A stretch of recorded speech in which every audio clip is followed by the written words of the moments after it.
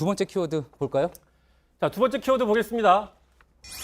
자, 불타는 약국, 영어로 하면 버닝 드럭 이렇게 볼 수도 있을 것 같습니다. 드럭스토어겠죠. 예. 예. 어떤 내용입니까? 약국은 뭐 정말로 불타는 거 얘기하는 겁니까? 아니면 뭐 어떤 상징인 겁니까?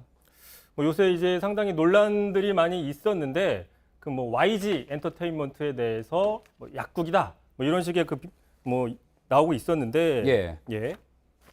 그 어떤 그런 부분에 대해서 농담 그렇습니다. 이야기하는 겁니까? 예, 그렇습니다. 일단 YG가 약국이라 이런 얘기는 이미 많이 좀 퍼져 있는데 심지어 그러다 보니까 최근 논란이 벌어지면서 외국 언론입니다. 외국 언론에서 자, 영어 본문에 보시면 YG가 약국의 줄임말이라고 주장하는 사람들도 한국에 있다라는 식으로 이게 홍콩에 저명한 그 영자지에도 이렇게 실리기도 했습니다. 예. 그러니까 이게 지금 뭐 우리나라 인터넷 게시판에 나온 그런 이야기가 아니라 외신에도 이렇게 보도가 됐다. 그런 이야기군요.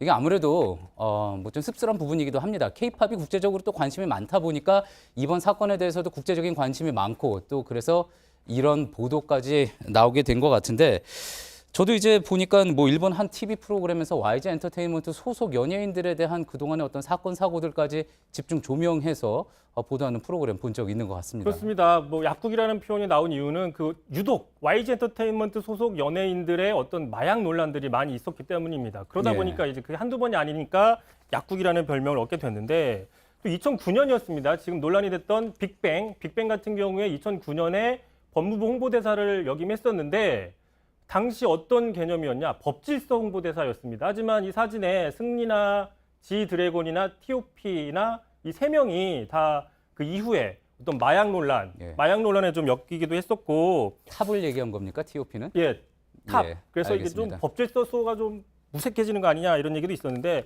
근데 YG 엔터테인먼트는 이에 대해서 그냥 자숙하는 게 아니라 심지어 이런 어떤 논란들에 대해서 이런 프로그램을 만들어서 개그 소재로 삼기도 해서 논란이 좀 더 커지고 있는 겁니다. 예, 그렇군요.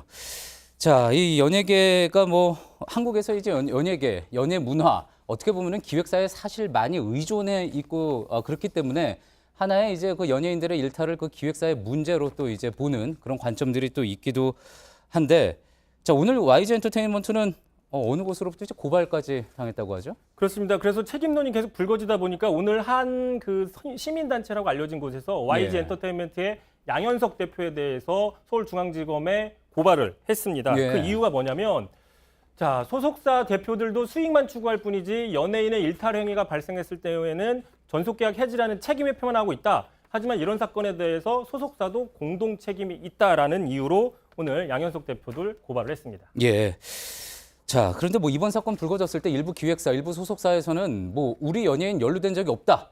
그리고 이런 소문에 대해서, 루머에 대해서 강력 대응하겠다. 이런 이야기까지 하지 않았습니까? 자, 그러다가 이제 결국은 뒤늦게 또 사실로 밝혀지는 경우가 있기도 했던 건데 그랬던 것만큼 기획사의 어떤 책임감 분명히 강조될 수 있는 그런 부분인 것 같습니다. 예, 잘 들었습니다. 비하인드 뉴스 이성대 기자였습니다.